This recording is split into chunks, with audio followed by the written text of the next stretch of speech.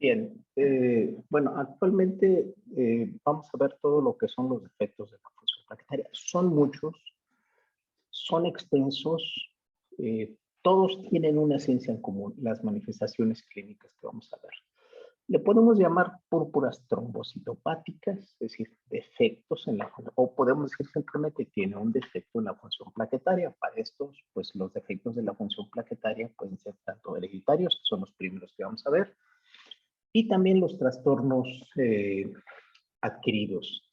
Así que estos trastornos, pues como ven, son un grupo heterogéneo, hereditario adquirido, de la función de las plaquetas. Por lo tanto, es un trastorno de hemostasia primaria. Recordemos, y nuevamente quiero ser enfático, que la hemostasia primaria fundamentalmente es la interacción entre plaquetas, endotelio,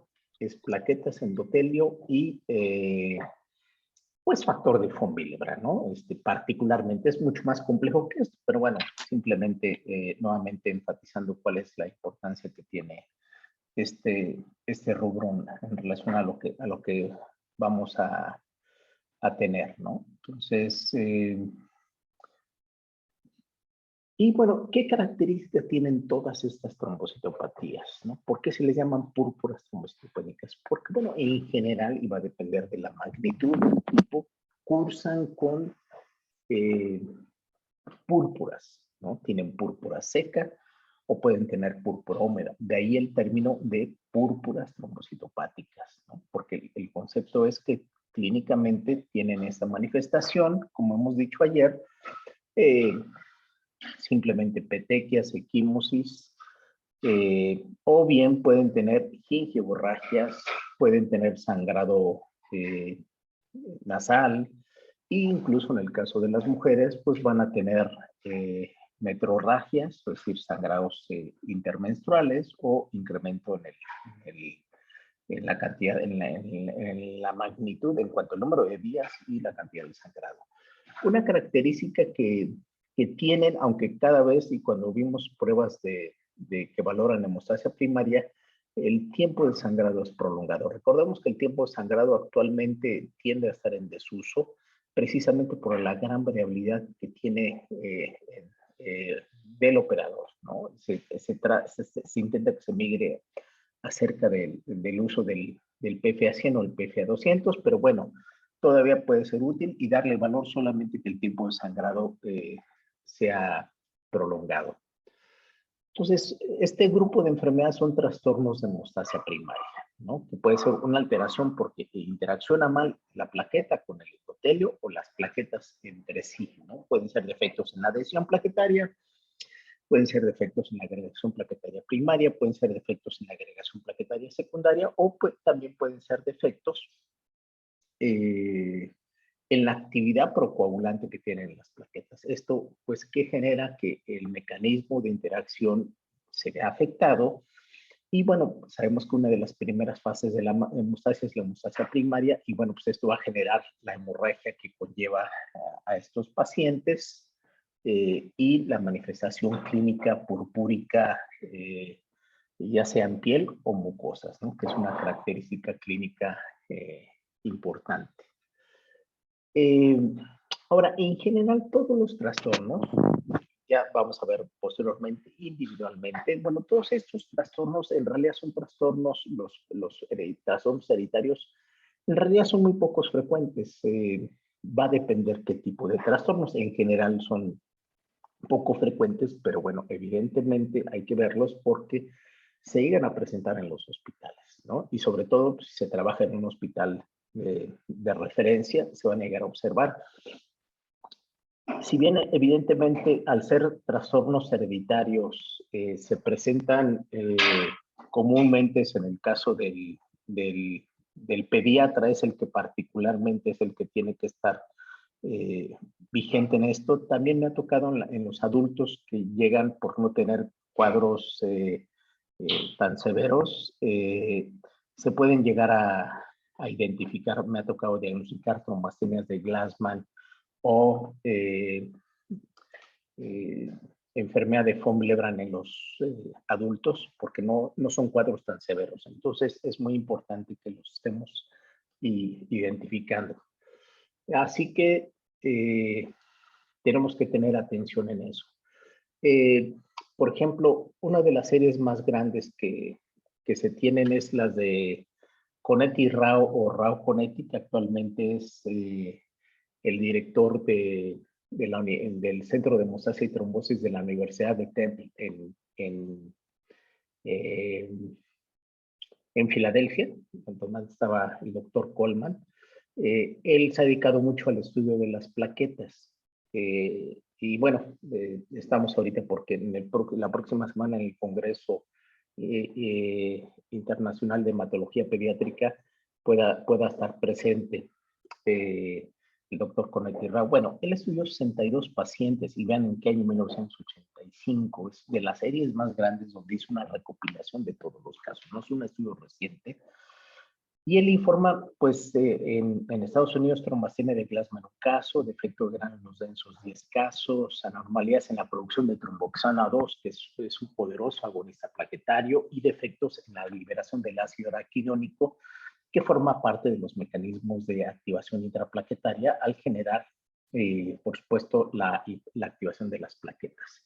Bueno, ¿qué es lo que sucede en México? En México, en realidad, hay pocos casos informados, no dudo que haya casos, pero bueno, se quedan como informes de casos, experiencias, anécdotas. Entonces, yo hace años me hice a la tarea de hacer una revisión, qué tantos casos habían publicado en México, y simplemente hago una recapitulación de la investigación que yo hice. Por ejemplo, en 1944, el doctor Federico Gómez, que ustedes saben que el Hospital Infantil de México se llama el doctor Federico Gómez, un prestigiado médico pediatra, denominó una púrpura que se llamaba púrpura caquética.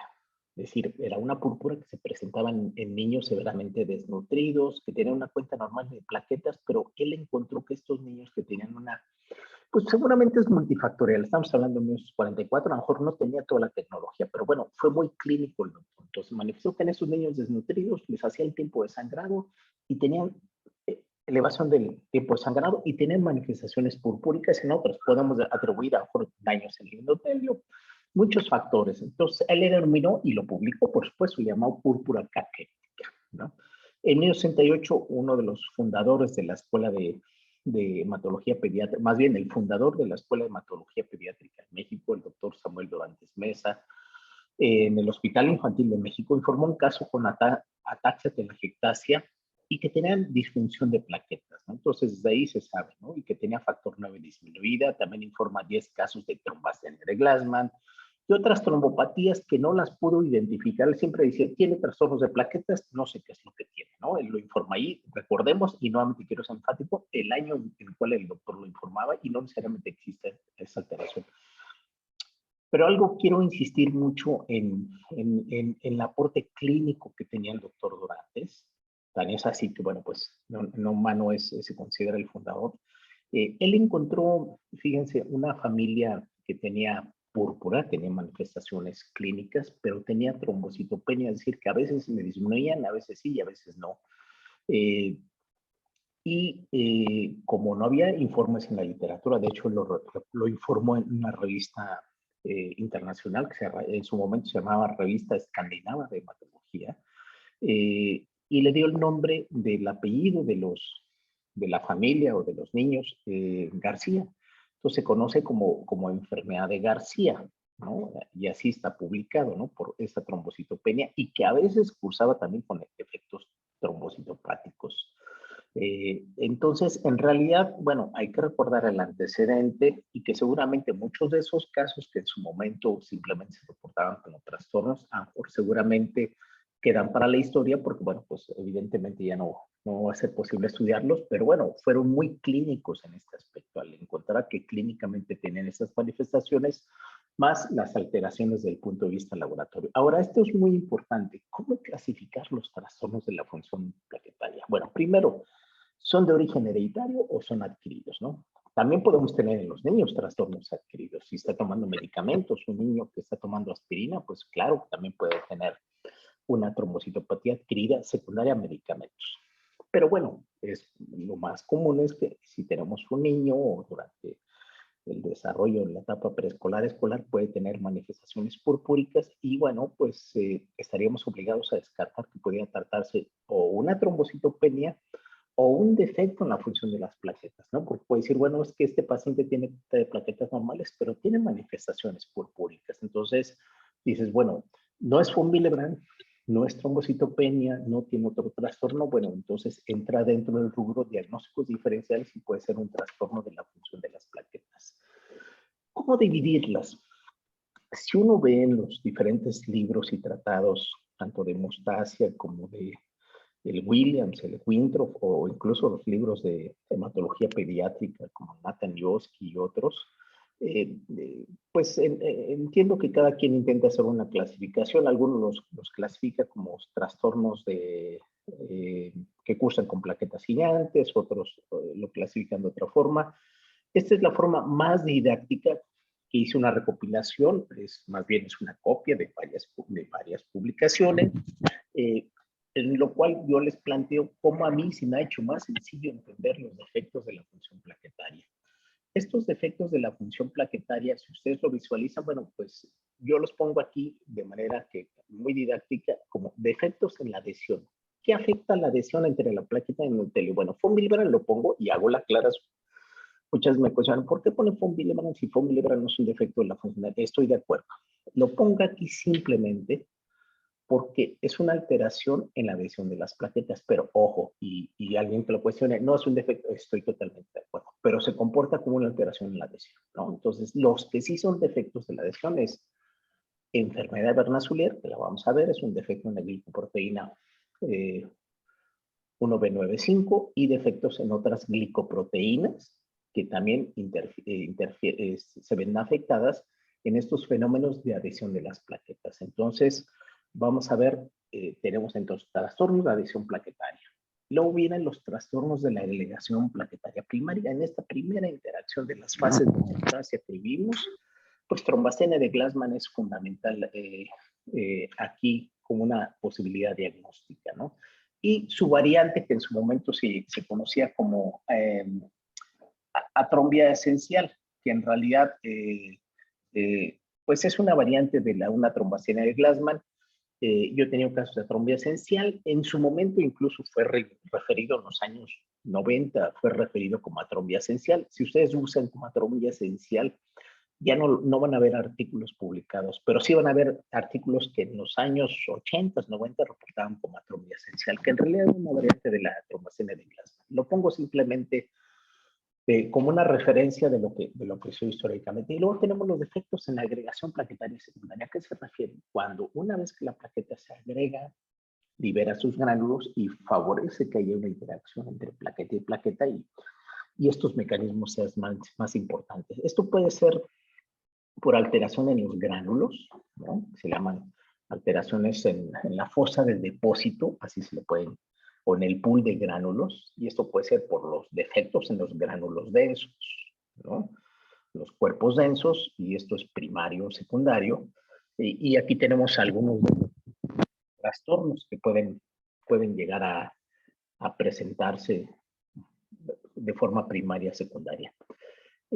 Otros síndromes que cursan con anormalidades en la plaquetaria secundaria es el síndrome de Hermansky-Pudlak, Wiskott-Aldrich, síndrome de Chedia-Higashi, síndrome de TAR o es trombocitopenia con ausencia en radio, que además cursan, además de la trombocitopenia, cursan con trastornos musculoesqueléticos, particularmente en brazos, la enfermedad delta alfa, y el otro gran grupo, si bien tenemos trombocitopatías con defectos en gránulos densos, también tenemos trombocitopatías por defectos en los gránulos alfa, que por otro lado son el mayor contenido, y en eso tenemos el síndrome de la plaqueta gris. También tenemos defectos en la secreción plaquetaria por defectos en la ciclooxigenasa, por defectos en la tromboxanosintetasa, y una serie de trastornos, entre ellos un síndrome conocido como tipo aspirina like. Es decir, no es porque el paciente esté tomando aspirina, sino se comporta como si el paciente esté tomando aspirina. Y defectos en la movilización del calcio intraplaquetario. También se puede determinar el calcio intraplaquetario haciendo como una especie se los comento de una manera muy sencilla, como un machacado de plaquetas entre un control y medir cómo se determina esto. En algún momento en el Instituto Nacional de Perinatología se medía el calcio intraplaquetario, sobre todo en el manejo de pacientes que tenían eh, eh, toxemia gravídica, sobre todo que tenían preeclampsia y eclampsia también se llegaba a hacer. Tenemos anormalidades en la actividad procoagulante, poco frecuente, está informado en la literatura, se llama síndrome de Scott. Y también tenemos defectos en la función de las plaquetas que cursan con plaquetas gigantes. Y aquí que nos va a ayudar mucho. Le comento es importante tener entonces la imagen que nos muestra los índices o los marcadores que nos puede marcar el equipo, donde nos puede hablar de que hay plaquetas grandes, volumen plaquetario medio alto, y además en el frotis, por supuesto, la evidencia de que tiene no plaquetas grandes, que tiene plaquetas gigantes, que incluso llegan a superar el tamaño del glóbulo rojo. Para eso tenemos varios síndromes que vamos a ver, el síndrome de Alport, una variante que es el síndrome de Ibsen, una variante que es el síndrome de Sebastian, el Fechner, Montreal, Meijerlin, el síndrome de la macrotomostopenia del Mediterráneo, otros defectos del GNMYH9, el síndrome de París-Trousseau, el síndrome de Jacobsen, entre otros síndromes rarísimos que se presentan, por supuesto, ¿no? Y aquí, ojo, el médico pediatra, el que se trabaja en un laboratorio donde se ven pacientes pediátricos, ojo, que aquí el frotis es muy importante, que nos puede ayudar mucho a apoyar al clínico en el diagnóstico.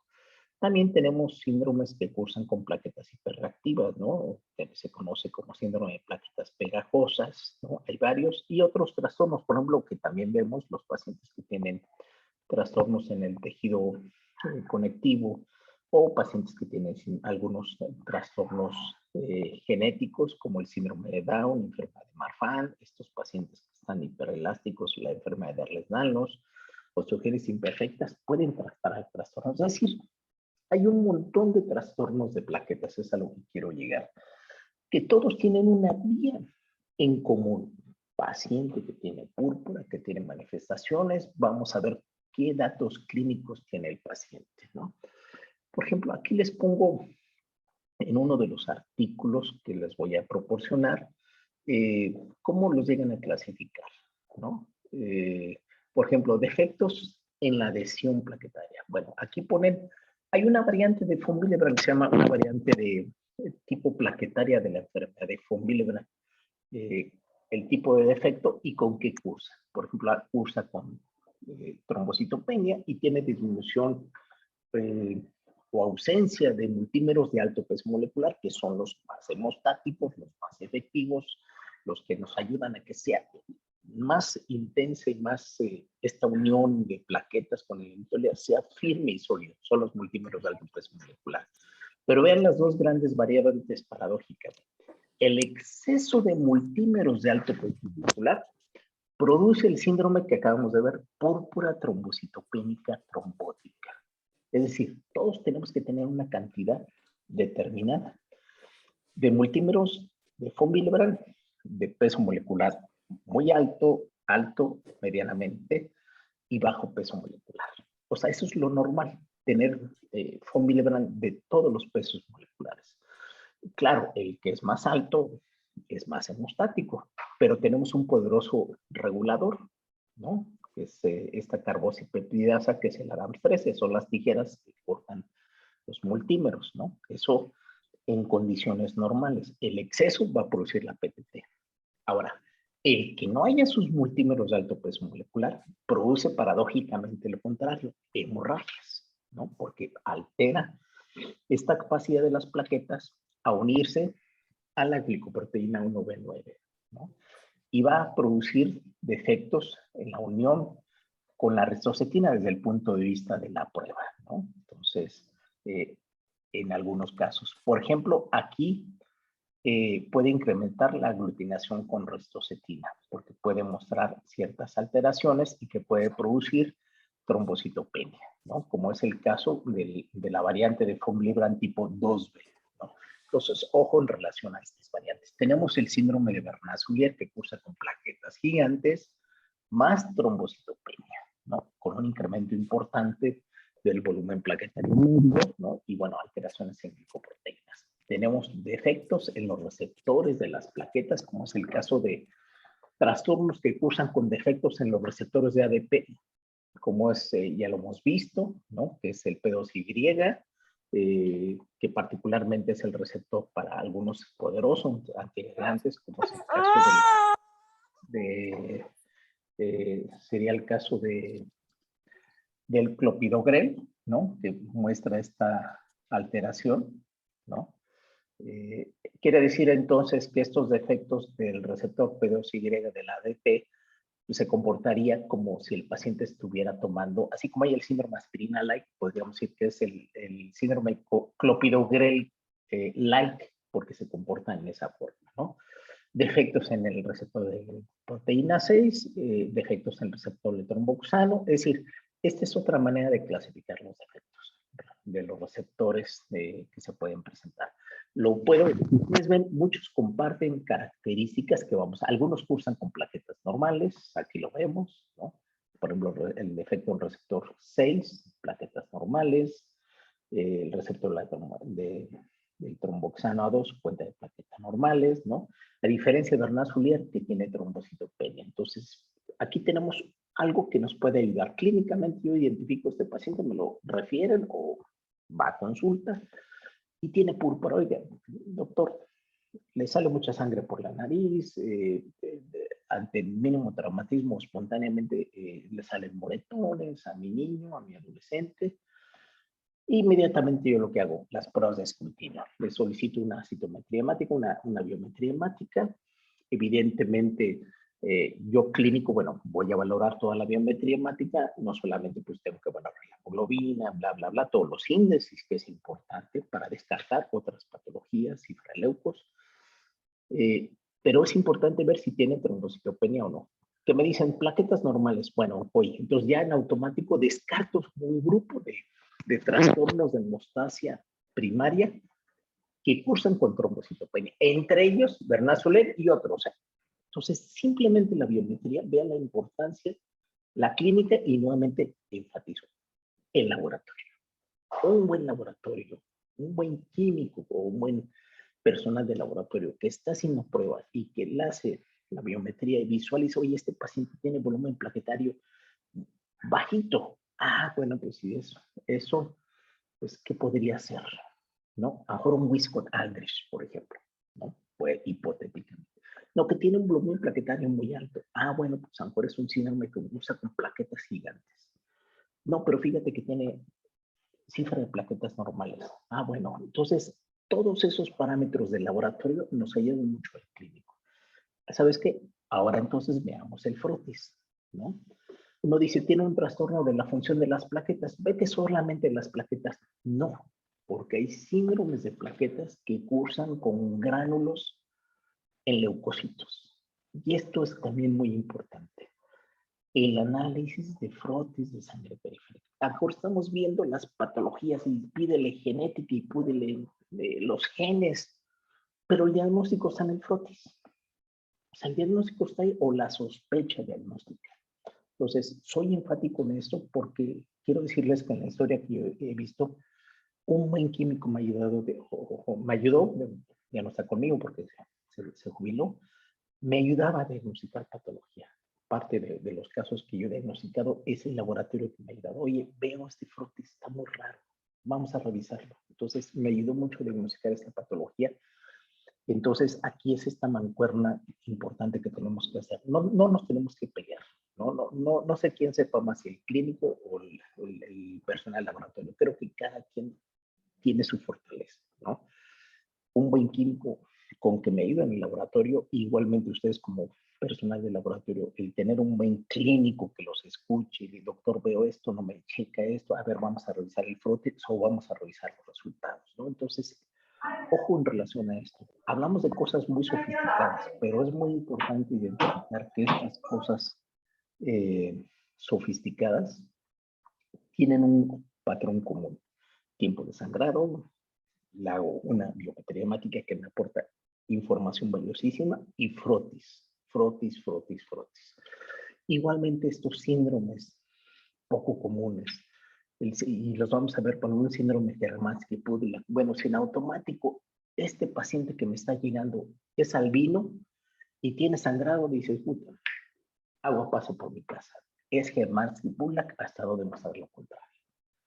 Y con una cuenta de plaquetas normal, ¿no? Entonces, por eso la clínica y el laboratorio, clínica y laboratorio. Y ahora sí le puedo pedir todos los genes que se les ocurra para tratar de identificarlo, ¿no? Que puede ser un síndrome de Chedia-Higashi. ¿Qué tiene? Que tiene, igualmente les enfatizo, tiene púrpura, pero tiene una cifra de plaquetas normales, tiene esos niños que tienen medios problemas de hipopigmentación, no propiamente albinos, una variante, pero que tienen el cabello medio plateado, ¿no?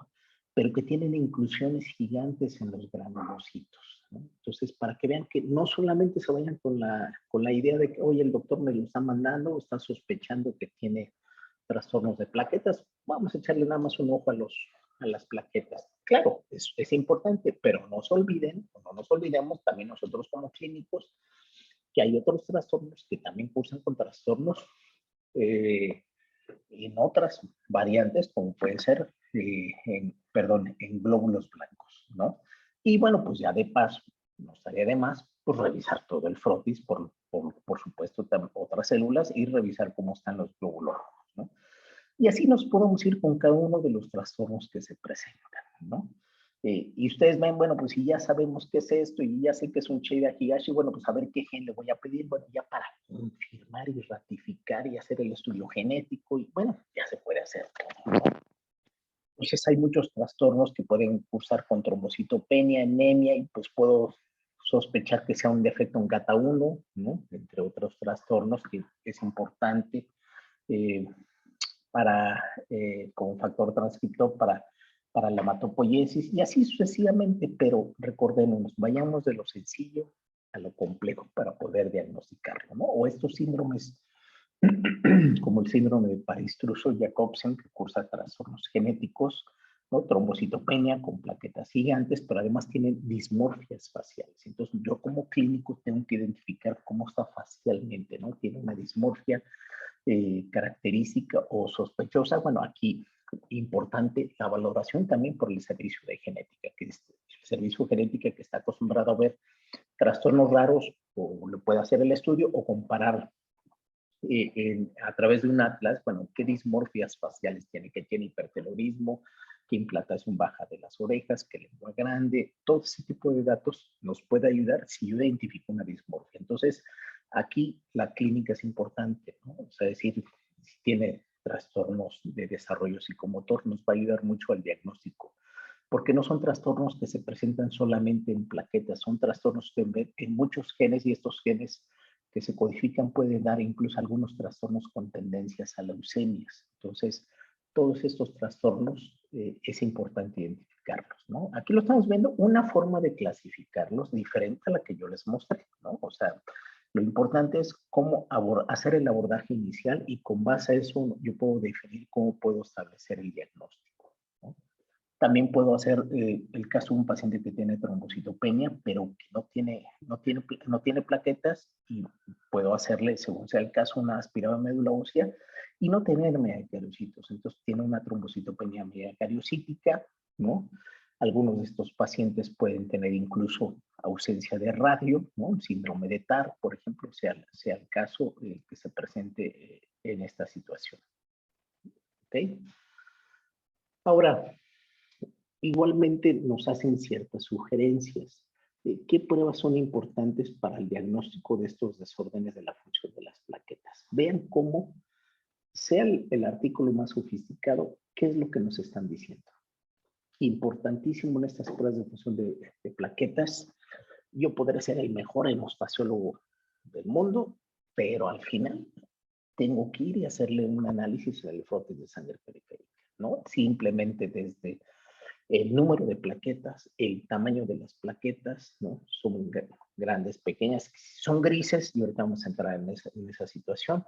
O si el caso es que el paciente tiene una pseudotrombocitopenia, a lo mejor el equipo no me los está identificando porque son plaquetas muy grandes, ¿no? Y reporta que hay trombocitopenia, a lo mejor el paciente tiene un satelitismo plaquetario, o simplemente tiene agregados de plaquetas. Entonces, es importante en relación a eso, ya sería cuestión, y se motiva otro tema, es decir, bueno, pues si le estoy haciendo con EDTA y eso me está generando pseudotrombocitopenia, o en realidad es una pseudotrombocitopenia porque tiene agregados de plaquetas, porque a lo mejor el paciente tuvo una trombosis y esta trombosis fue secundaria a una hiperagregabilidad de plaquetas, pues bueno, pues ahí va a estar la evidencia de por qué el paciente tiene una pseudotrombocitopenia, ¿no? O sea, es real, no es el artificio que produce el EDTA como anticoagulante. O hemos tenido pacientes donde los anticoagulantes producen este efecto por la fijación de anticuerpos, por ejemplo, los casos de mieloma, y a veces hay que hacerle un frotis directo, ¿no? O sea, no necesariamente meterlo en un tubo, sino directamente del pulpeco tomar la muestra y luego tomar la gota de sangre y hacerle el frotis. Y bueno, pues ya con los analizadores celulares, pues yo puedo definir el volumen plaquetario, cómo está la distribución del tamaño en realidad, cómo está el índice plaquetario, cómo está generando las plaquetas, las plaquetas reticuladas. Y luego voy a hacer las pruebas de adhesión que se puede hacer a través de diferentes pruebas, entre ellos la gregometría plaquetaria. Puedo hacer pruebas para determinar factor de von Willebrand, fibrinógeno, entre otras pruebas, la unión a la colágena. Citometría de flujo, por supuesto, porque hay varias glicoproteínas que se ven afectadas. Las más comunes aquí están señaladas y no son las únicas, por supuesto, en el caso de la trombastenia de Glassman y Bernard-Soulier, ¿no? Pues puedo llegar a hacer otras pruebas como el lumiagregámetro, ¿no? Algunas pruebas por turbidimetría, algunas pruebas para medir cómo está la señalización de las plaquetas, la liberación de las plaquetas, citometría de flujo que se pueden hacer algunas determinaciones de gránulos y la estructura de los gránulos, ¿no? Entonces ya veíamos cómo se puede llegar a la agregación de las plaquetas y otras pruebas que se pueden llegar a estar determinando en este sentido. Y como yo les decía, está definido aquí un síndrome que es muy raro. Yo he visto 2 casos del síndrome de Scott, que son defectos en la actividad procoagulante de la plaqueta. Se presenta, ¿no? Es todavía, y antes hacíamos una prueba casera que se llama consumo de protrombina para tratar de identificar estos raros síndromes de defecto en la actividad procoagulante de las plaquetas, donde no es que haya disfunción de plaquetas, tiempo de sangrado normal, cuenta de plaquetas normales, pero los pacientes tienen sangrados después de procedimientos quirúrgicos, ¿no? Y pruebas de coagulación completamente normales, ¿no? Entonces, hay trombocitopatías con trombocitopenias hereditarias, ¿no? Bernard-Soulier es una clásica trombocitopenia hereditaria. Desde que nace el niño tiene trombocitopenia Wiskott-Aldrich, trombocitopenia ligal cromosoma X, la ausencia de las alteraciones musculoesqueléticas, entre otros trastornos que cursan con estos síndromes, ¿no? Entonces, Wiskott-Aldrich, por ejemplo, cursa con inmunodeficiencia severa, defectos en piel, infecciones recurrentes, por supuesto, y algo importante que aquí nos está marcando, plaquetas pequeñas. Entonces, de ahí la importancia, no solamente ver, oye, veo plaquetas muy grandes, muy valioso la información, pero también la observación de plaquetas muy pequeñas, ¿no? Entonces, es importante, por lo tanto, contar con un buen laboratorio, y un buen laboratorio no solamente son los equipos. Fundamentalmente un buen laboratorio es el personal que hace operar esos equipos, que interpreta los resultados de sus equipos y que sabe interpretarlos y que ayuda al diagnóstico del paciente. Creo que eso es lo ideal en ese aspecto, porque ustedes van a ver un montón de alteraciones y cada vez hay más alteraciones, ¿no? Eh, eh, pero bueno, hay datos que nos ayudan a hacer esta distinción, ¿no?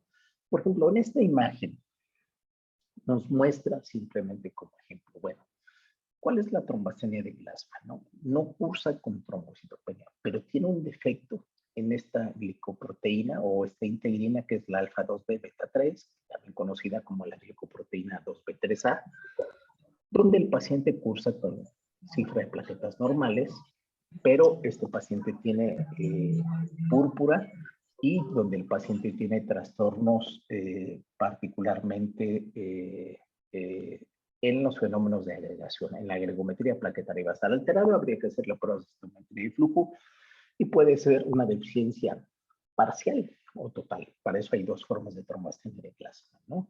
Algunos defectos en los receptores de P2, como les había mencionado, que pueden tener alteraciones, se pueden medir por citometría de flujo cuando tenga alteraciones, o el síndrome de Bernard-Soulier, que es un defecto de la glicoproteína alfa 1B95, perdón, y donde en la agregometría es alterada y también por citometría de flujo lo puedo documentar y que cursa además con plaquetas gigantes, ¿no?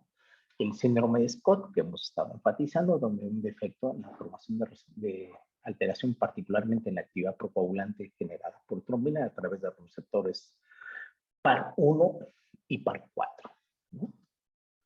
Y así sucesivamente vamos a ver defectos en los gránulos alfa. Y bueno, en ellos tenemos el síndrome de la plaqueta gris, el síndrome de plaquetario de Quebec, ¿no? Otros trastornos de tromboxano sintetasa, de ciclooxigenasa, donde se ve la alteración, la plaqueta está floja, guanga, no se contrae, porque tiene defectos en la activación intraplaquetaria. Entonces, o defectos en los cuerpos densos, por ejemplo, el caso del síndrome de Hermansky-Pudlak, que además se asocia con albinismo, ¿no? O ya comentábamos hace un momento el síndrome de Cheria-Higashi, que también cursa con un albinismo parcial y que tiene el pelo un tono plateado, ¿no? Y que tiene inclusiones. Y otros síndromes que se asocian en el citoesqueleto. Y otras alteraciones, pues en el sistema de la proteína G, que es un poderoso sistema de receptor intramembrano que va a producir segundos mensajeros. Y otros trastornos en el almacenamiento del glucógeno, que esto incluso se puede determinar si tenemos la posibilidad de hacer microscopía electrónica, se pueden visualizar estos trastornos. Algo que quiero enfatizar, bueno, en su momento ellos eran los líderes, o un grupo de líderes de el estudio de trastornos de plaquetas, eran los hermanos Norden de Francia. Ellos forman parte del comité de trabajo, el grupo de trabajo de la Sociedad Internacional de Trombocitosis, donde estudiaban todos los trastornos de la función de las plaquetas, ¿no? Entonces, ellos se dedicaron a tratar de identificar todos estos trastornos de la función de las plaquetas. Ellos ya no dirigen este comité, pues porque se va renovando. Entonces, nuevamente, para que vean que son, porque debe haber un grupo de trabajo, ¿no? Un comité de estandarización de esos trastornos, porque cada vez se diagnostican más trastornos y cada vez llega el momento que es muy difícil identificarlos, ¿no? La clínica pues es enorme y a veces estos síndromes que vamos a ver pues se llegan a estar confundiendo. Entonces la idea es tener cada vez mayores datos. Por ejemplo, el caso de la enfermedad Bernard-Soulier, algunos datos que podemos adentrarnos en la genética, pero puntos relevantes, ¿cómo diagnosticar una enfermedad Bernard-Soulier? Bueno, es un paciente que tiene púrpura, como dato llega, paciente joven habitualmente, tiene manifestaciones púrpura húmeda o púrpura seca y algo muy importante es que tiene trombocitopenia, pero que tiene plaquetas gigantes y yo voy a ver, el equipo va a marcar volúmenes plaquetarios medios muy altos, ¿no? Entonces, y pues tiene tiempo sangrado prolongado y tiene trombocitopenia. Entonces, si ustedes lo ven como síndrome clínico, no es complejo diagnóstico o sospecharlo más bien, ¿sí? Bueno, es un trastorno que fue diagnosticado por Jean Bernard y el doctor Soulier, ¿no? Que lo diagnosticaron, ¿no? Que lo conformaron. Bueno, ahí está el doctor Jean Bernard, ¿no? Y bueno, cuya característica importante es la trombocitopenia con plaquetas gigantes. Y esto, pues, ¿quién nos ayuda a hacer el diagnóstico? Pues, evidentemente, el laboratorio nos va a ayudar, ¿no? Es un trastorno autosómico recesivo, entonces podemos tener variantes que en los heterocigotos, en el caso de los adultos, pues podemos ver adultos con estos trastornos. Lo más común es que estos trastornos se tiendan a diagnosticar en la infancia, pero también lo podemos ver en el caso de los adultos, las formas heterocigotas. ¿Cómo hacerlo? Pues son defectos en la adhesión de las glicoproteínas, entonces una gregometría plaquetaria donde se va a alterar por ristocetina. Por agregometría plaquetaria, solamente por agregometría. O sea, a mí, yo sin saber datos clínicos del paciente, alguien me acerca y me muestra una agregación plaquetaria y veo que de los diferentes agonistas plaquetarios está alterada la ristocetina, mi primera posibilidad es que sea un vernazolida. La segunda posibilidad, solo por laboratorio, es que sea un fumbilebrin. Alguien puso ayer en el chat. Si se hace agregometría plaquetaria para el diagnóstico de fumbilibra, no está estandarizado. De hecho, no es una prueba que se recomienda, pero bueno, si ustedes están en esa gama de diagnósticos de trastornos de la hemostasia y les sale una ristocetina alterada, una de las posibilidades es Bernasolier. No podemos dejar de lado que puede ser también un trastorno, un von Willebrand. ¿Por qué no un von Willebrand? Porque incluso es muy difícil determinar los valores. Y para yo determinar si es un tipo 1 o un tipo 2, yo necesito los valores del cofactor de la ristocetina para poder determinar. Pero yo lo puedo sospechar con base a eso, de qué manera ser entre uno y otro, y una de las posibilidades es esa. ¿De acuerdo? Entonces, un defecto aquí está la imagen, una imagen de la cristalografía de los receptores de la glicoproteína 1B, particularmente con sus diferentes cadenas. Entonces, pues es particularmente en la cadena alfa de la glicoproteína 1B donde se ve alterado esta unión que va a cursar, que se asocia en el cromosoma 3, ¿no? Aquí vemos, por ejemplo, la glicoproteína 1B95, ¿no? Una B con su cadena alfa y cadena beta, ¿no? Y la glicoproteína 9 y la glicoproteína 5.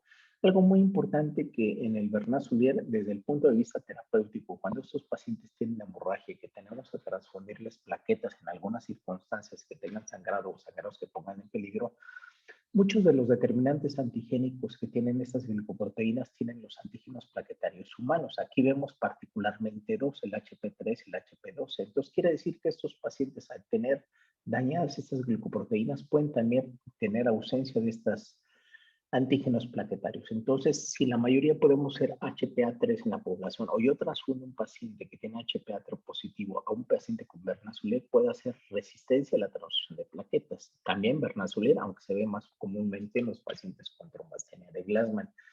Entonces, por eso, idealmente es evitar la transfusión de plaquetas, solamente restringirlo en algunas situaciones de alto riesgo de los pacientes de Bernasolier, porque efectivamente hay determinantes antigénicos sobre esto. Entonces, a esta glicoproteína se le conoce como una glicoproteína rica en leucina, ¿no? O sea, así se cataloga, y es el sitio el cual tiene particularmente la unión con el factor de von Willebrand para llevar a cabo toda la función, y está asociado estas glicoproteínas con funciones intracelulares, intraplaquetarias. Entonces, ¿qué vamos a tener? Un tiempo de hemorragia prolongado, trombocitopenia, plaquetas gigantes y defectos en adhesión plaquetaria con ristocetina. Y yo que tengo esa sospecha, pues le hago una citometría de flujo para ver los valores que podamos tener en relación a eso. Entonces, la citometría de flujo también es muy útil, no solamente para el diagnóstico de leucemias, también es muy útil desde el punto de vista plaquetario para tratar de identificar cuáles son algunos de los trastornos que pueden ser incluso diagnósticos diferenciales en este sentido. La agregometría plaquetaria es muy importante, tener un agregómetro. Ahora en el Congreso de Hemostasia y Trombosis que vamos a tener en agosto, vamos a hacer un taller de agregometría, porque bueno, si bien es cierto, no es una prueba muy complicada, claro, entre más se haga, pues se genera cierto expertise. Vamos a ver otras pruebas que se pueden hacer para tratar de hacer agregometría plaquetaria. A veces la dificultad que se tiene no necesariamente es no contar con un agregómetro de plaquetas para tratar de distinguir. Entonces uno tiene que referir al paciente, idealmente tomar la prueba en laboratorio para hacerle una agregometría plaquetaria, y a través de esta agregometría, que se mide a través de transmisión de la luz, valorar las curvas, cómo está la agregación una vez que yo le pongo el agonista, ¿no? Antes lo hacíamos, yo recuerdo que hace años lo hacíamos, que el método original que se desarrolló fue el método de Bohr, ¿no? Un método turbidimétrico, se metía en el equipo y bueno, se tenía que poner como un electrocardiógrafo, se tenía una pajilla donde iba marcando cómo se iba graficando, ¿no? Estos ergómetros iniciales. Entonces el fundamento es, a a través de la transmisión de la luz, yo le pongo un agonista, ADP, ristocetina, colágeno, ácido araquidónico, trombina, epinefrina, y una vez que yo le pongo el agonista, pues las plaquetas se van a agregar, hay mayor transmisión de la luz y entonces empieza la curva y me hace una primera onda. La primera onda que hace la gravimetría plaquetaria es consecuencia del agonista que yo le puse, ¿no? Entonces yo le pongo el agonista, bueno, pues no necesariamente es que todas las plaquetas se agregaron, ¿no? Una mayoría se agregan, ¿no? Pero realmente, ¿qué es lo que hace la segunda onda de agregación? Es el contenido de las plaquetas que yo activé gracias al agonista que yo le puse, se van a degranular. Entonces, por lo tanto, eso ocurre fisiológicamente. Bueno, desde el punto de vista laboratorio, se van a degranular y va a permitir que haya una segunda onda de agregación. Y esto es lo que vemos como la segunda gran onda de agregación. Entonces decimos, bueno, pues el paciente llega a una agregación, comparado siempre con un testigo, ¿no? No, pues que llega al 80, 100%, entonces se hace idealmente con todos los agonistas para tener la visión global y comparado siempre con un testigo, ¿no? Es decir, paciente testigo, paciente testigo, ¿no? O sea, es una prueba minuciosa, meticulosa, hay que hacerla bien. Y bueno, pues la mayoría de los agregómetros son de 2 canales, hay quien tiene hasta de 4 canales, ¿no? Yo recuerdo el que teníamos originalmente, el que hacíamos de vallas era de un canal, entonces era prueba por prueba, pues era una prueba que era muy tardada, ¿no? Y habitualmente pues casi se hacía un paciente diario por el tiempo que se tardaba en hacer esas pruebas. Entonces, con base a esto, y ustedes lo pueden ver aquí, yo estoy valorando las curvas. Esto es muy importante que yo siempre enfatizo cuando me dicen, oigan, ¿me puede ayudar a interpretar esto? Me reporta el laboratorio solamente los resultados. No, yo lo que pido siempre es que visualicen las curvas, ¿no? Hay que ver cómo se comportan las plaquetas del paciente comparado con el testigo, cómo se comportan en la gregometría para ver la imagen global y con los diferentes agonistas. Aquí yo tendría, por ejemplo, si yo fuera el caso, una gregometría real de un paciente, bueno, yo estaría evaluando esto, con qué agonistas es donde está haciendo la primera y la segunda onda, no se ve con todos. Es decir, si este fuera, en este caso, epinefrina, lo comparo con epinefrina de un testigo, colágena con el testigo, así sucesivamente. Entonces, yo les sugiero, idealmente, es que soliciten que la visualización sea la curva y bueno, si es el resultado, entonces, y además el laboratorio no tiene ningún problema porque son imágenes digitalizadas, o sea, no necesariamente si no quieren hacer la impresión, pues que se las manden de forma digital, las imágenes son PDF que las pueden editar, entonces no tiene por qué tener ningún costo más, ¿no? Porque a veces me han tocado pacientes donde vienen, digo, vaya al laboratorio a solicitar que le den las curvas, y dice, no, pues que tiene un costo, pues en realidad las imágenes, el equipo las va a resguardar, tiene un archivo que se van resguardando. Entonces, sí es importante entonces visualizar. La sugerencia es que yo lo que hago es habitualmente veo todas las curvas y con base a eso me ayuda a aproximarse a diagnósticos, porque el diagnóstico se basa mucho en esta categoría de la ergometría que me da mucha luz en relación a eso. Entonces, el principio es por transmisión de la luz, ¿no? Como yo les decía, el doctor Born, famoso por haber determinado este método que resulta ser muy útil para el diagnóstico en ese sentido. Y vean cómo el equipo te permite hacer todo eso. Lo puedes poner la curva por color y los puedes juntar las curvas si tú quieres para ir comparando cómo está el porcentaje de máxima agregación. Y bueno, pues aquí visual puedes juntar las curvas de todos los pacientes, puedes hacer lo que quieras. Entonces, esto es muy importante tener las imágenes digitalizadas. Antes pues, las teníamos individualmente, incluso graficadas en tinta. Ahora esto, pues los equipos son más modernos y bueno, pues esto ha permitido tener mayor luz sobre estos diagnósticos, ¿no?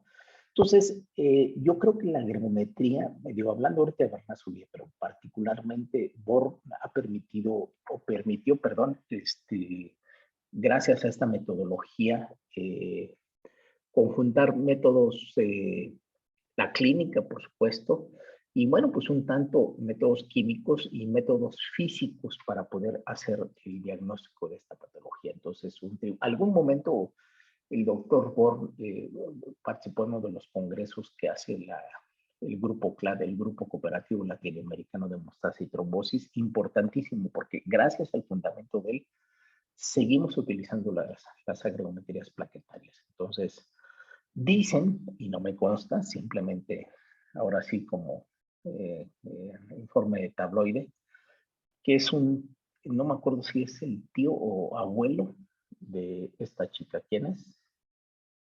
Olivia Newton-John, ¿no? Entonces, no sé si sea por ahí, me comentó uno de los clínicos, oye, ¿sabías que el doctor Bond era el abuelo o tío abuelo o familiar de Olivia Newton-John? Nunca se me olvidó, entonces ya siempre yo lo dejo en las pláticas con una asociación y así no se nos olvida esta relación que guarda la clínica con el tabloide y así se nos queda la importancia que tuvo Bond en esta metodología. Y nuevamente quiero ser enfático porque realmente el principio pues fue un estudio muy elegante que hizo el doctor que le permitió y que nos ha permitido el día de hoy a través de la transmisión de la luz, ¿no? O sea, como conforme se van agregando, hay mayor transmisión, se va graficando esto, entonces hay una primera onda y ya cómo se agregan total máximo de agregación ya depende de lo que libera las plaquetas del contenido y esto es lo máximo de agregación. Entonces, si yo tengo una primera onda, por ejemplo, ¿qué pasaría si estuviera aquí y boom, cae la onda? Implicaría que el paciente tiene glicorreceptores, por eso respondió, pero si se cae la onda es que algo está pasando en la agregación plaquetaria secundaria. ¿Y qué pudiera ser? Porque a lo mejor no tiene gránulos o porque tiene defectos en la activación intraplaquetaria. Por eso es importante ver los gráficos, las curvas y cómo se comporta con cada uno de los agonistas que yo le estoy colocando a la muestra. Entonces, o qué tanto desagrega, a lo mejor hay una deficiencia parcial de gránulos o sea, por eso es importante la visualización y a veces por las prisas quitan la muestra inmediatamente, no, hay que dejar, vean en segundos, hay que dejar que corra, que corra, que corra. A lo mejor es lenta la respuesta, tarda, pero al final agrega. No es que haya un defecto en la agregación, a veces puede ser la manipulación que se puede estar haciendo en relación a las muestras, ¿no? Entonces, esto es importante que lo vayamos identificando desde esta perspectiva en el caso de los pacientes. Entonces, este principio es fundamental que lo vayamos identificando y así vamos viendo. Por ejemplo, en este caso, pues no necesariamente hay una primera y segunda curva. Esto va a depender mucho del agregómetro, del agonista que se le ponga. Pues, por ejemplo, aquí yo diría, bueno, es una primera onda, no necesariamente que hay una primera curva y luego marcadamente la segunda curva, simplemente yo la tengo que ir visualizando, ¿no? Con base a esto. Puede hacer acercamientos, alejamientos, ¿no? Y dejar que corra el agonista y ver cómo se comportan las plaquetas en ese sentido para tener una visión. Hablamos de trastornos hereditarios, pero también tenemos que visualizar los trastornos adquiridos, ¿no?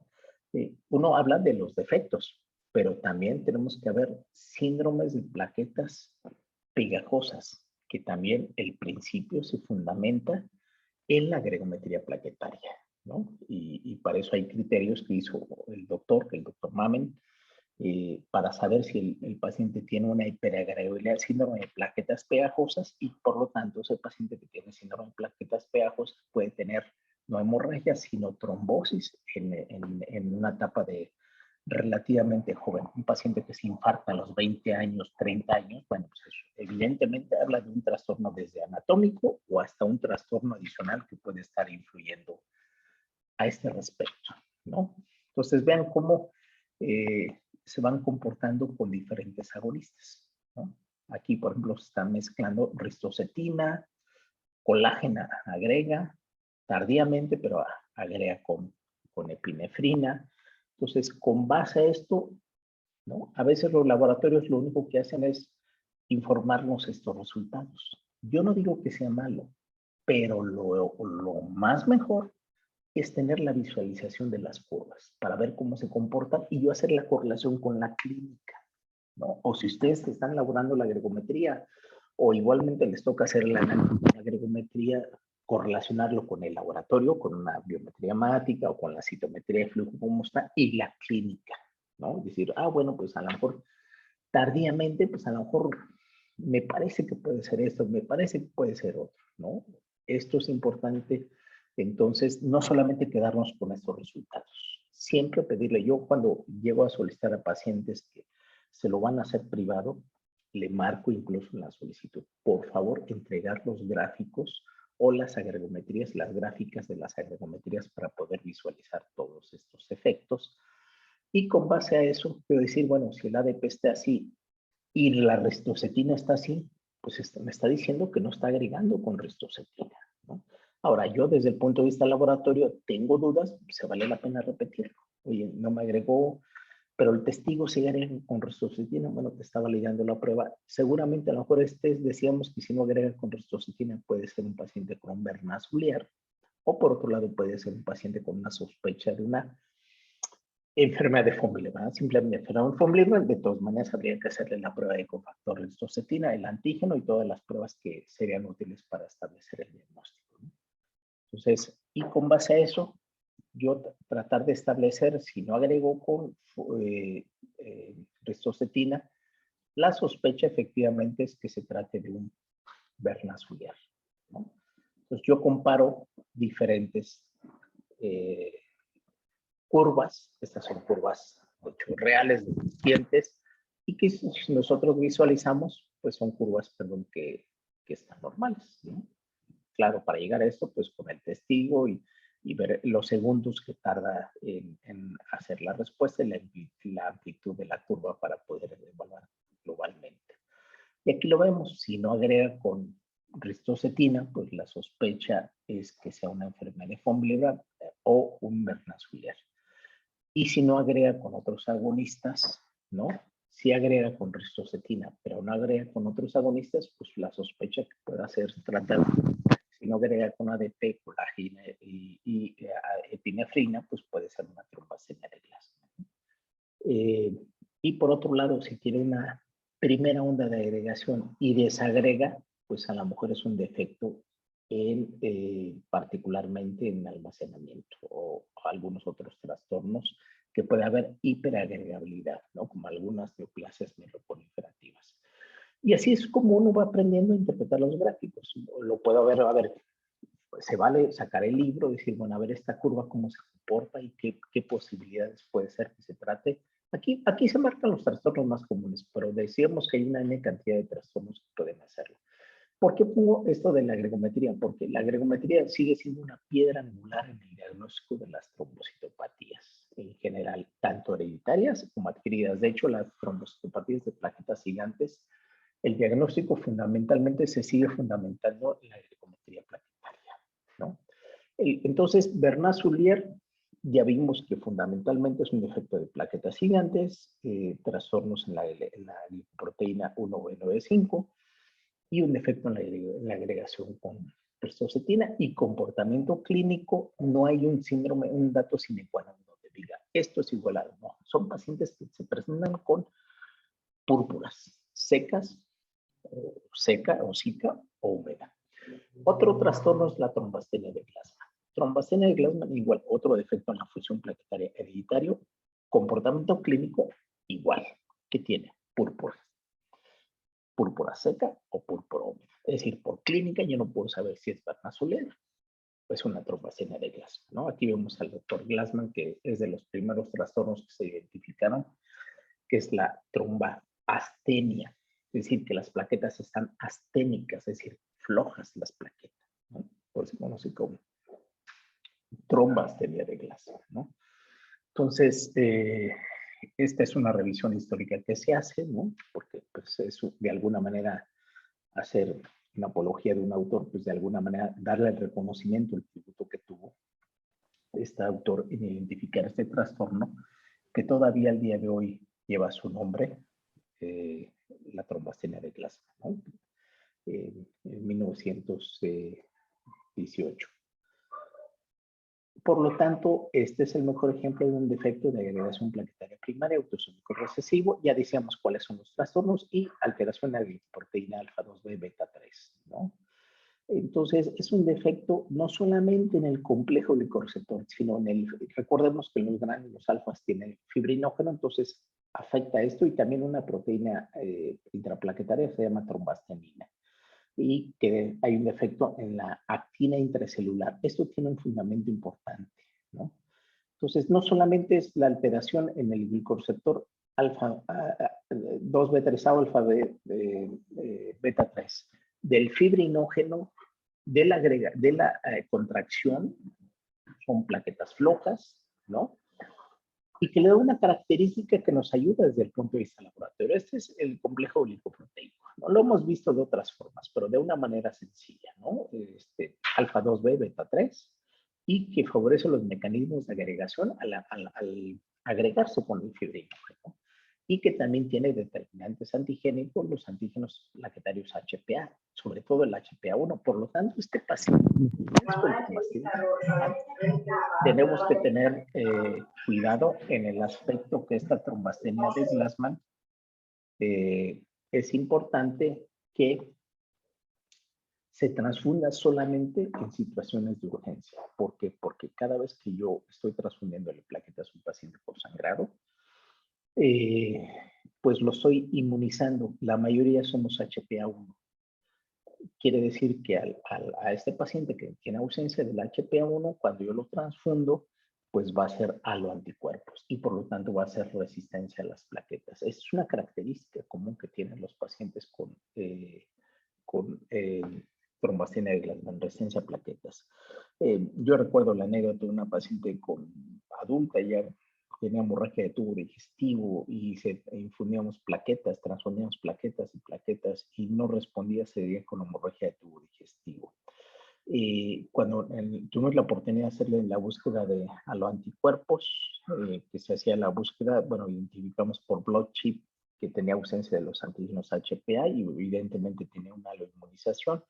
Y una de las indicaciones de tratamiento de estos pacientes cuando ya tienen aloinmunización es la administración del factor 7 recombinante. Entonces, porque tienen refractariedad a la transfusión de plaquetas. Entonces, este es el complejo glicoproteico, importantísimo porque este complejo glicoproteico es el que favorece los mecanismos de gran amplificación plaquetaria a través de la agregación plaquetaria secundaria y formando puentes de unión con el fibrinógeno. ¿Qué es lo que vamos a tener? Por ejemplo, este es el caso de un paciente con trombastenia de Glassman. Agrega con resostina, es decir, que por lo tanto, desde el punto de vista de la agregometría, no es vernasuliar, pero ¿qué es lo que pasa? No agrega con estos agonistas, colágena, epinefrina y ADP. Entonces, y pues hacerle una citometría de flujo, por supuesto, que nos ayudaría aún más a ratificar el diagnóstico que tendríamos a través de ello, ¿no? Pero fíjense, tiene una característica especial esto, además de tener un tiempo de sangrado prolongado, pero que tiene plaquetas normales, entonces en automático dice, no es vernasuliar. En la agregometría plaquetaria vimos con que tiene alteración y tiene defectos en la citometría de flujo. Tiene una característica importante. Yo les decía cuando veíamos la clasificación que antes se refería mucho a este trastorno que se llamaba trombia esencial, que en realidad es una variante de la trombastenia de Glassman, ¿no? Pero así lo referían los artículos. Pero fíjense, a diferencia de la trombastenia de Glassman, la retracción del coágulo, que es una prueba de laboratorio, ¿no? Recuerdan que es una prueba artesanal, ¿no? Creo que todos en algún momento la aprendimos en la escuela. Es normal. Quiere decir que estos pacientes con trombastenia de Glassman tienen alteración en la retracción del coágulo porque esta proteína, que es el que retrae el coágulo, que una de las fases de la hemostasia es la cohesión, está dañada. Entonces, yo tengo dudas, no tengo agregómetro y sabes que hazle una retracción del coágulo. Está alterado, entonces yo puedo tener la sospecha que es una trombastenia de Glassman. Y una de sus variantes, lo que antes se refería como a trombia esencial, era lo mismo, solo que la retracción del coágulo era normal, lo que hablaba de que el sistema de contráctiles, a diferencia de la trombastenia de Glassman, es normal, ¿no? Otros trastornos son deficiencia de cuerpos densos. Ya hablamos de trastornos en el contenido de los gránulos, pero que también se asocian con defectos de la melanina y en la inmunidad. Estos son defectos en los depósitos de los gránulos por defectos genéticos, son trastornos autosómicos dominantes, es decir, quiere decir que por lo tanto puede haber formas heterocigotas y se da lo mismo que sean hombres y en mujeres. Bueno, ¿cuál sería un caso? Cuando ustedes vean rarísimo que les llega un paciente albino para ergometría, dicen, bueno, es un Hermansky-Pudlak hasta no demostrar. Si le llega un albino con sangrados, dice, tiene púrpura, dice, a ver, hay que ver si no es un Hermansky-Pudlak, que es albinismo mucocutáneo, tendencia hemorrágica, ¿no? Alteración en los cuerpos densos, ¿no?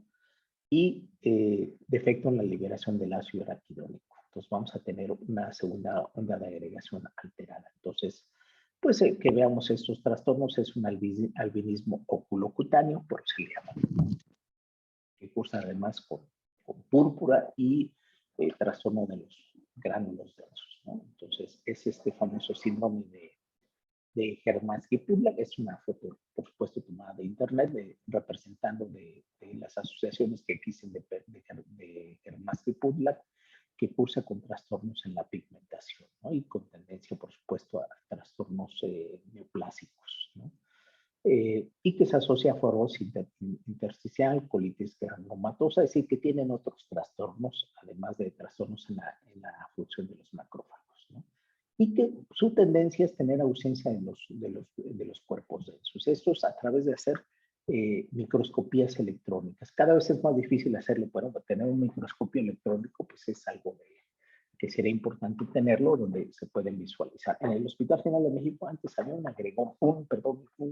microscopio electrónico que creo que pues de hace años dejó de funcionar y nos permitió hacer algunos de los diagnósticos diferenciales de algunos defectos de la función de las plaquetas. Entonces, lo que vamos a ver es que con ristocetina agrega, pero no, tiende a desagregar. Como decíamos, nada más se queda con una primera onda. Vean ustedes cómo el azul está marcado un testigo y en rojo es el paciente y cómo se verían estos defectos, ¿no?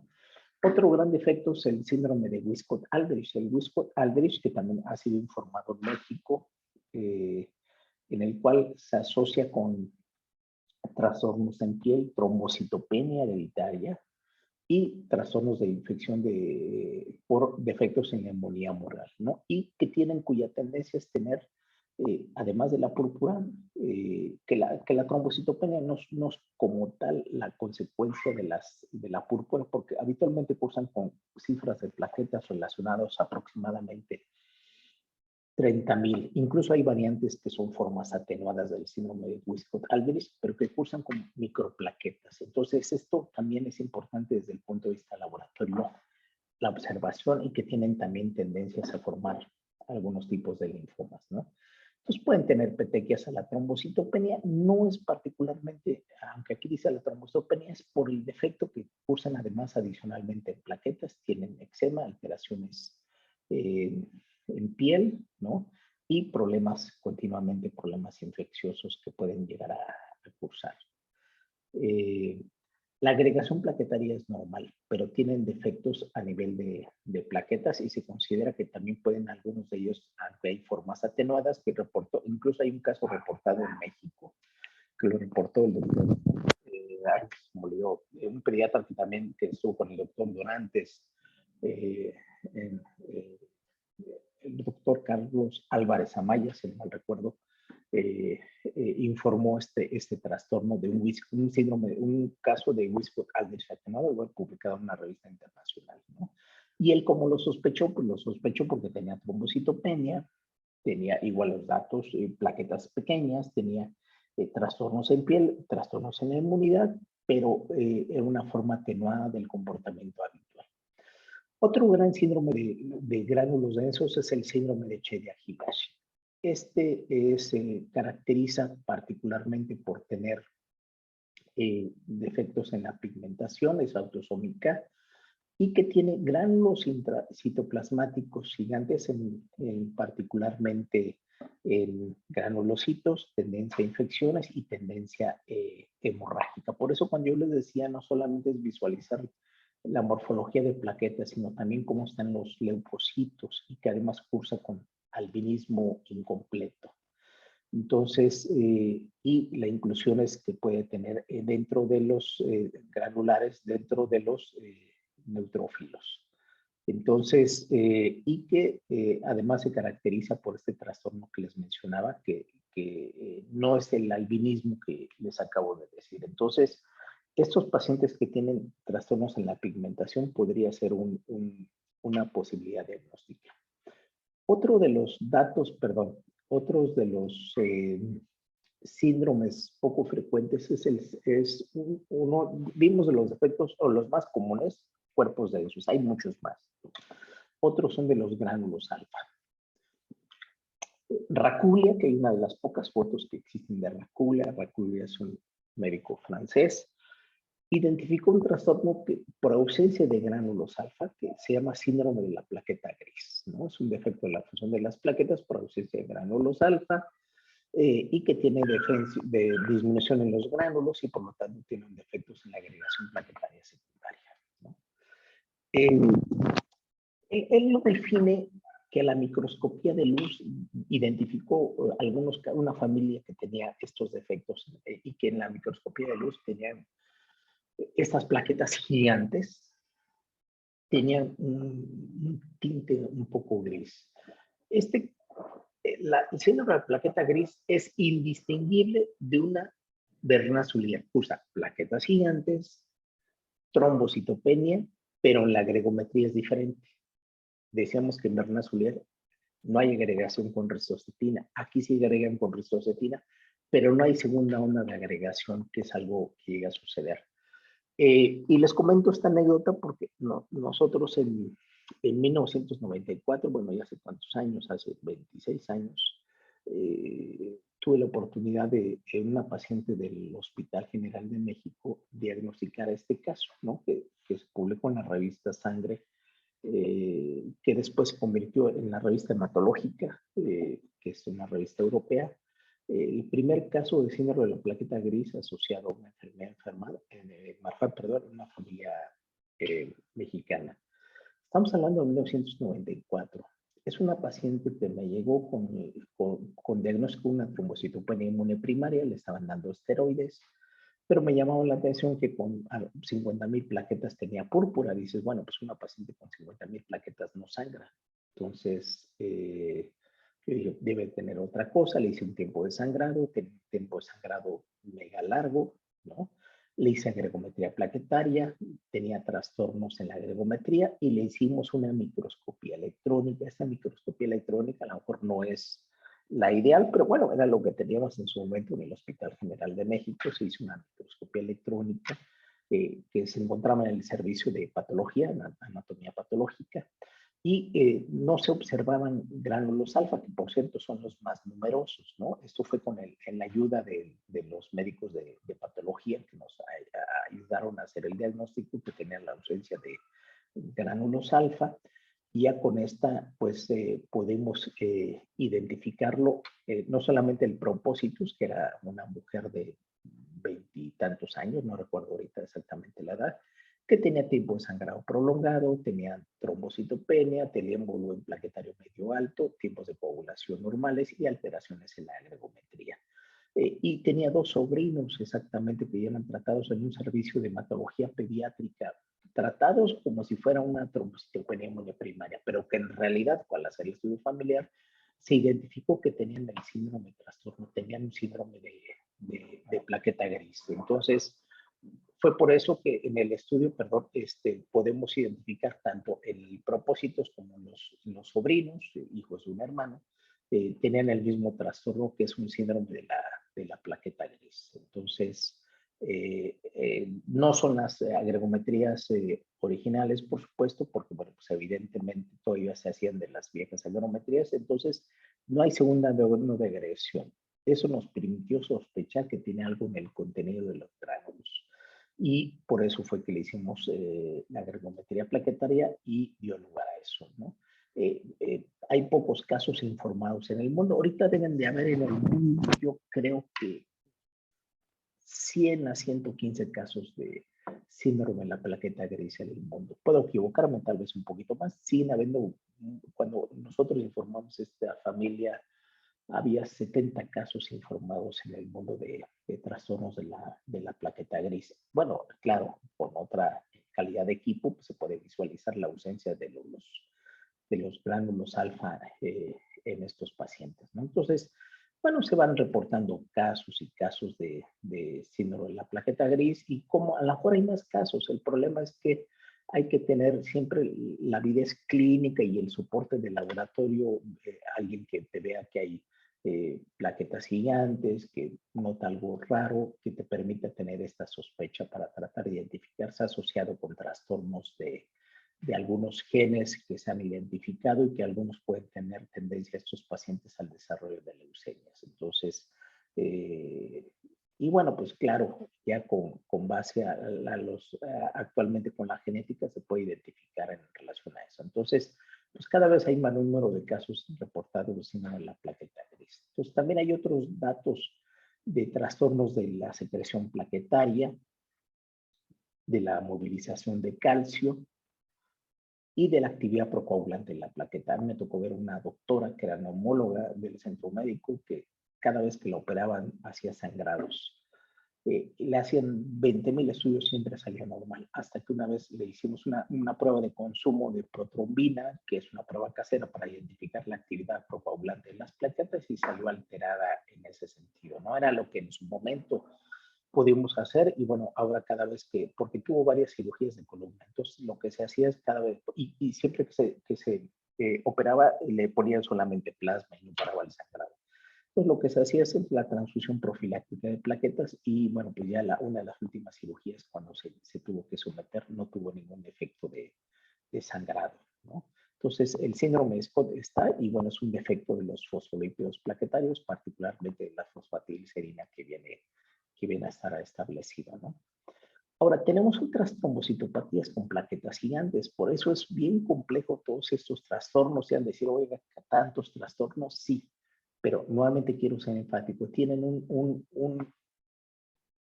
como un embudo, púrpura, biometría hemática, tiene trombocitopenia, ¿no? Ah, bueno, entonces no es Alport, no es Epstein, no es Sebastián, no es Fetch, no es Montreal, no es Bernard-Soulier, no es trombocitopenia, no es perdón, no es plaqueta gris. Entonces vean cómo la biometría hemática es muy importante. ¿Tiene gránulos? No tiene gránulos. Ah, no tiene gránulos, entonces no es Sheria Higashi. Entonces, y por ejemplo, aquí el síndrome de Alport, ¿qué tiene? El síndrome de Alport tiene trombocitopenia y plaquetas gigantes, pero además tiene trastornos renales y sordera. De hecho, recientemente, hace 2 años, tuve una paciente, unos hermanos referidos por nefro y que además tenían sordera y que tenían púrpura. Dije, bueno, hasta no demostrar contrario, puede ser un Alport, ¿no? Porque eran hereditarios, o puede ser algunas de las variantes en este sentido, ¿no? Estamos en ese proceso para poder diagnosticar estos casos que se pueden presentar. Entonces, además, trastornos renales, perdón. Entonces, la variante es otro síndrome de Epstein. Epstein y Alport se parecen, ¿no? Porque además cursan con nefritis hereditaria, trastornos renales y sordera. Y tienen también trastornos en plaquetas y que también cursan con trombocitopenia y plaquetas gigantes. Entonces, para que vean cómo hay síndromes de plaquetas gigantes que pueden confundirse, o el síndrome de Sebastián, que es una variante del síndrome de Fechner, que además se asocian con plaquetas gigantes, trombocitopenia y cuerpos de inclusión en granulocitos. Por eso quiero ser muy enfático en la observación del frotis de sangre periférica, porque pueden tratarse de alguno de estos trastornos, ¿no? El síndrome de Montreal igualmente es algo que cursa, ya no los voy a aburrir más con todos estos, el Mike-Hegling, por supuesto, otro trastorno también que tiene inclusiones en leucocitos, ¿no? Particularmente en los granulocitos, que nos pueden ayudar a la sospecha de estos trastornos, ¿no? Entonces, es muy importante la visualización de los frotis de sangre periférica, ¿no? Para observar estas alteraciones que se pueden llegar a observar en estos pacientes, ¿no? Y hay otros raros trastornos, la macrotrombocitopenia del Mediterráneo, otros defectos del género MYH9, el síndrome de París-Trousseau, síndrome de Jacobson, que cursan con dismorfias faciales. Entonces, siempre a la alerta que pueden tener algunas dismorfias, solicitar la valoración por el síndrome, el servicio de genética para ver qué alteraciones pueden estar relacionadas en ese sentido. Y bueno, ya por último, los trastornos que cursan con hiperagregabilidad de plaquetas, ¿no? Síndrome de plaquetas pegajosas, que a diferencia de los que hemos visto que cursan con púrpura, estos pacientes van a cursar con trombosis, ¿no? Que ahorita estamos hablando de trastornos hemorrágicos, pero dado que estamos hablando de trastornos de plaquetas, cursan con trombosis. Hay diversos trastornos, algunos cursan con defectos en el metabolismo de la lipoxigenasa y por lo tanto hay un incremento compensatorio de la generación de tromboxano 2 y por lo tanto estos pacientes pues van a tener un incremento en la trombosis. Claro, estos se van a beneficiar con el uso de aspirina, siempre y cuando estos pacientes pues los identificamos. Y uno de los datos es que pues habitualmente estos pacientes tienden a tener trombosis, habitualmente arteriales, en edades tempranas, ¿no? Puede ser un stroke o una trombosis cerebral o un infarto, que es lo más común que se puede llegar a observar. Entonces, entre otras posibilidades que fuera de índole cardíaco per se, habría que investigar si no tiene un síndrome de plaquetas hiperpegajosas o bueno, otros síndromes que pueden cursar con trombofilia primaria. Entonces, es importante. Entonces, bueno, pues se van a beneficiar con aspirina.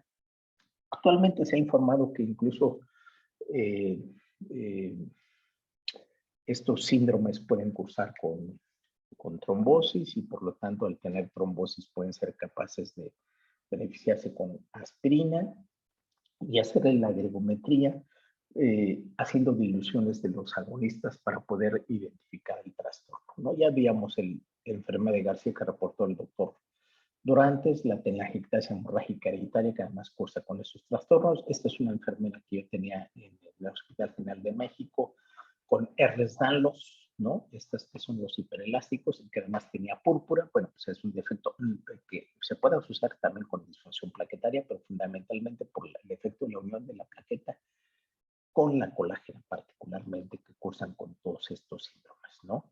Entonces, otros síndromes, bueno, Ehlers-Danlos es un ejemplo, ¿no? No necesariamente todos se comportan igual con esta hiperelasticidad que tiene, ¿no? Y otros trastornos también adquiridos, hay que estar alerta, ya no me voy a detener más en esto, ¿no? Que cursan con tiempo de sangrado prolongado, como es el paciente que tiene uremia, que es muy común, como una trombocitopatía adquirida, y que cursa con defectos. Los pacientes con nefropatía pueden llegar a tener los trastornos de hígado también, van a tener sus trastornos, los pacientes que puedan tener consumo de aspirina, pacientes que puedan tener también neoplasias mieloproliferativas pueden cursar con estos trastornos, ¿no?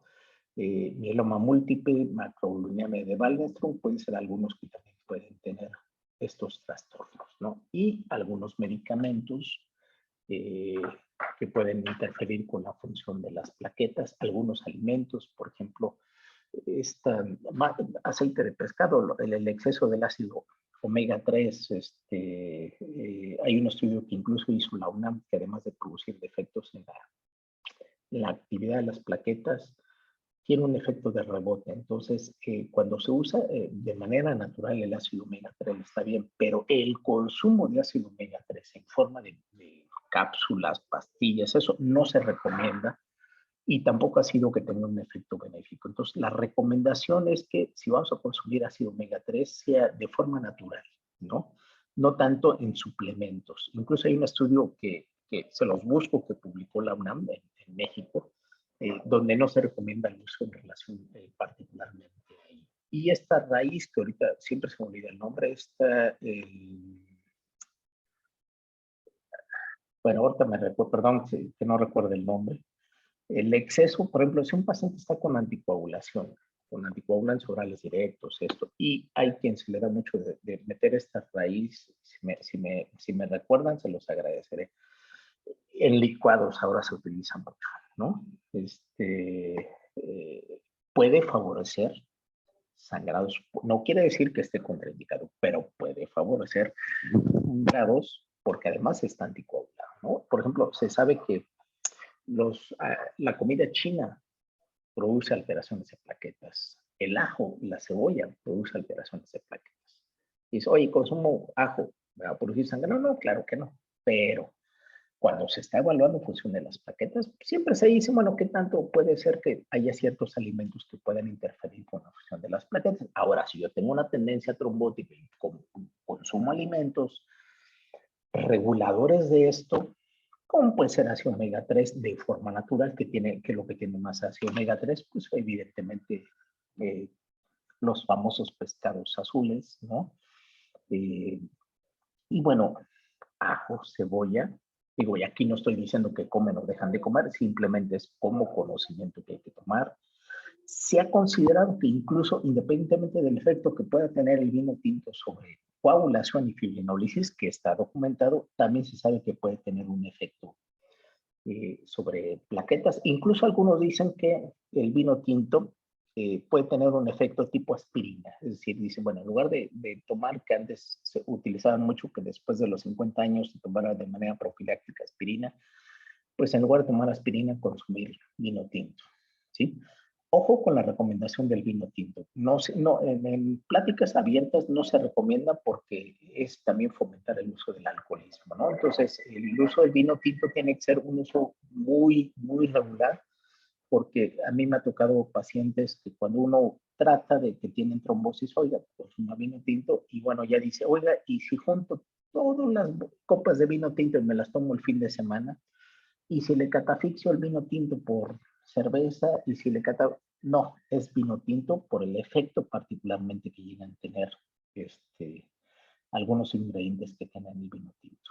¿De acuerdo? Entonces, bueno, eh, prácticamente estamos terminando, ¿no? Los medicamentos, muchos medicamentos que pueden interferir. Entonces, si el paciente tiene sangrado y yo tengo la sospecha, pues la primera recomendación es que el paciente, de ser posible, suspenda los medicamentos. De ser posible. Hay medicamentos que no se pueden suspender, ¿verdad? Porque por la patología del paciente. Entonces, decir, si tiene sangrados, tengo la sospecha que puede ser por alguna disfunción de medicamentos, bueno, se puede llegar a dejar de consumir medicamentos o algunos medicamentos que pueden ser trombostopenia. Entonces, todos los pacientes van a tener, como dato común, manifestaciones purpúricas. Entonces, hay que hacerles unas pruebas de función. Básicamente hay que empezar con biometría hemática, frotis de sangre periférica, a ver el resto de los parámetros, las pruebas de coagulación para ver si no puede excluir, como dice, enfermedad de von Willebrand, una deficiencia de factor 13, hacer agregometría, como dicen, bueno, pues el tiempo de sangrado, pues si tengo el PFA 100, PFA 200, claro, preferirlo,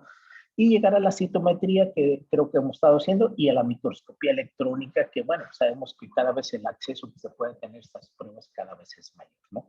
Esos artículos se los voy a proporcionar, hay que tenerlos siempre como reserva, decir, ¿dónde lo obligan? Bueno, pues lo tengo ahí, voy a ver qué parámetros o qué síndrome cursa. Alguna vez con un grupo de colegas de Venezuela, me preguntaba, oye, me decía, ¿tienes artículos de eso? Porque tengo un paciente así, así, así. Digo, sí, esto. Entonces es el intercambio de ideas, porque la doctora Arlet me decía, oye, parece que tengo un síndrome de Montreal y quiero saber si eso. Entonces, bueno, porque todos tenemos dudas para ello. Entonces, al final, la genética nos puede ayudar al diagnóstico y los artículos para poder determinar todas estas posibilidades en cuanto al diagnóstico. Y los estudios de agregometría. Entonces, esto es importante, el tiempo de sangrado, el PFA 100, el PFA 200, el frotis de sangre periférica importantísimo para ver si hay agregados, si hay microplaquetas, hay macroplaquetas o plaquetas gigantes en el contenido de los gránulos que pueden estarse observando en algunos pacientes que puedan tener síndrome de plaquetas gigantes, ¿no? Y con base a eso, pues hacer, por ejemplo aquí, el tamaño de las plaquetas. Es normal que puede ser plaquetas gigantes que pudiera ser, y con base a eso poder tener algunos variantes en relación a eso, llegar a la agregometría plaquetaria y hacer el comparativo que ya les habías estado explicando, y la citometría de flujo que nos puede permitir establecer el diagnóstico y Y cada vez hay pruebas que se trata de investigar cuáles son los trastornos que pueden tener en relación a estos pacientes, ¿no? La gregometría nos va a ayudar mucho en esa posibilidad diagnóstica, ¿no? Prueba de tolerancia a la aspirina, la retracción del coágulo, que puede ayudarnos a la trombocitopenia de plasma, el consumo de protrombina, que puede ser un paciente que puede ser un síndrome de Scott, y otras pruebas que prácticamente se han dejado de usar, que se han utilizado. Y el tratamiento, bueno, pues sea el caso, si está con tratamiento, pues prohibirse el uso de fármacos que puedan afectar la función de las plaquetas o algunos alimentos, por otro lado. Eh, y pues si aún sea el caso, la transfusión de concentrados de plaquetas con el riesgo de albuminización. Pero bueno, si es necesario, el paciente tendría que transfundirse. La desmopresina, que es un liberador de factor de von Willebrand y sobre todo de multímeros de alto peso molecular en pacientes que tienen trastornos hemorrágicos, resulta muy útil. Ayer se mencionó el uso de la desmopresina, que se puede administrar de vía subcutánea endovenosa o en spray, que puede resultar muy útil en ese sentido. Yo lo he utilizado, la desmopresina, yo lo he publicado en el uso de la desmopresina en pacientes que tienen plaquetas gigantes y realmente ha sido muy útil, ¿no? Les hice, porque respondían y decían antes que no respondían si no fuera von Willebrand. Bueno, yo lo usé en esos pacientes que tenía de síndrome de la plaqueta gris y que tenía pacientes con Bernard-Soulier y les hice pruebas pre y post, además de la respuesta clínica, pero para publicarlo se necesita la evidencia de que tanto mejoran y si hay una mejoría pre y post en la gregometría y bueno, esto lo podemos publicar, ¿no? Factor 7 se utiliza en los pacientes con trombastenia de plasma, ¿de acuerdo? Entonces,